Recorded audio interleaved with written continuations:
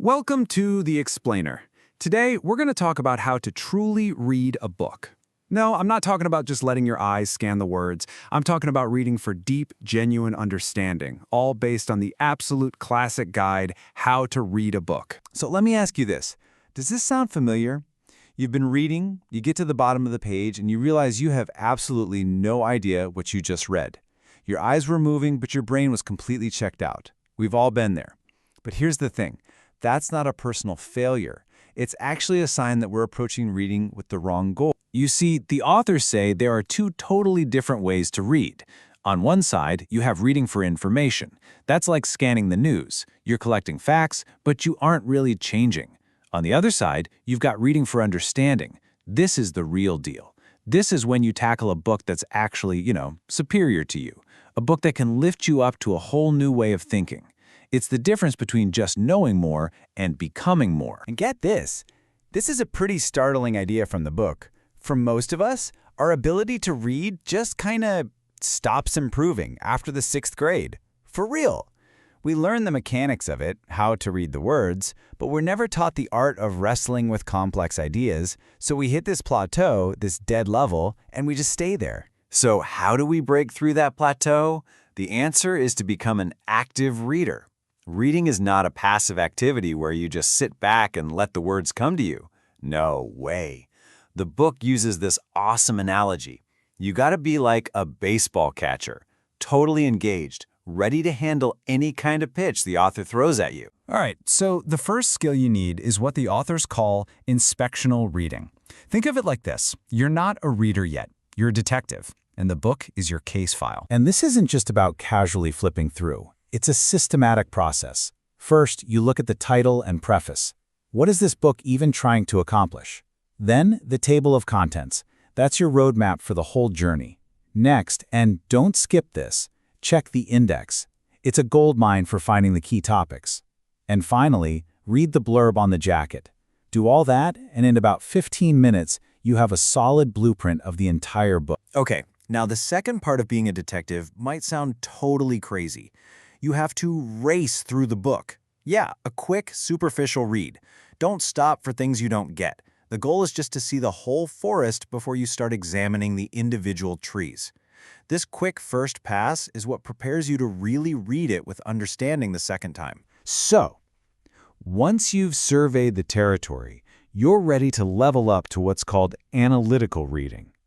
This is where the magic happens. This is where you actually start having a deep conversation with the author. So what does a conversation with an author who might have been dead for centuries look like? Well, it's not a monologue. It's a dialogue. And it's a dialogue that you have to lead by asking the right questions. And believe it or not, the authors say that literally everything you need to do to understand a book, it's all wrapped up in the answers to just 4 fundamental questions. Question 1. What is the book about as a whole? You have to be able to boil the entire book down and state its main, unifying idea in just a sentence or two. It's basically like creating the ultimate elevator pitch for the book. Question 2. What is being said in detail and how? This is where you become an interpreter. You're digging in to find the author's key terms, their main points, their arguments. You're essentially mapping out how they built their case. Question 3. Is the book true? Now, this is important. You can only answer this question after you have completely understood the author's argument.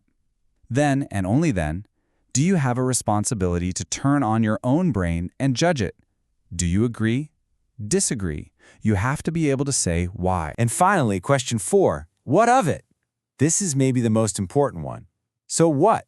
If the book's arguments are true, why does that matter? What are the consequences for you, for your life, for how you see the world? This is where reading becomes real personal growth. This all leads to this incredible idea of ownership. See, just buying a book doesn't mean you own it. True ownership, intellectual ownership, only happens when you've wrestled with the ideas so much that you've made them a part of yourself.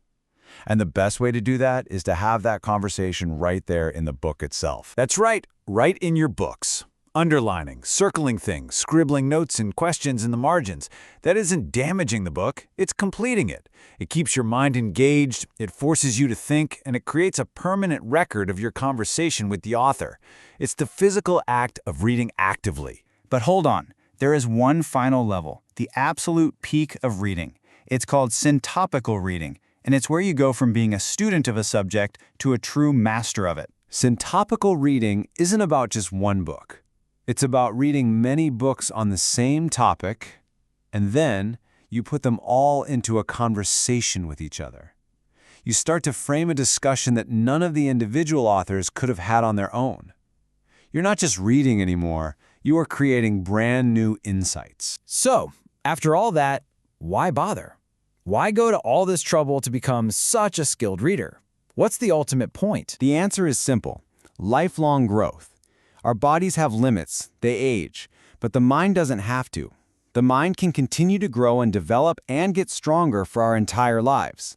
And this kind of demanding, active reading, well, that's the workout that keeps it from getting weak. This all really begs one final question. Which books are worth this kind of intense effort? The authors propose a thought experiment. If you were stranded on a desert island for the rest of your life and could only bring 10 books, which ones would you pick? Because the goal of all this isn't just to read more books. It's to find and truly master the few great books that are so rich they'd be worth reading over and over again forever. So what would be on your list?